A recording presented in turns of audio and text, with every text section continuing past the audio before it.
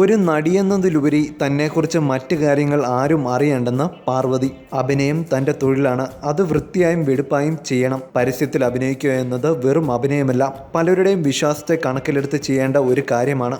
ഒരു തരത്തിലല്ലെങ്കിൽ മറ്റൊരു തരത്തിൽ ആളുകളെ പ്രലോഭിപ്പിക്കേണ്ട നിർബന്ധവും ഇതുകൊണ്ടുണ്ടാകുന്നു. ഞാനൊരു ഉദ്ഘാടനത്തിനും പോകാറില്ല.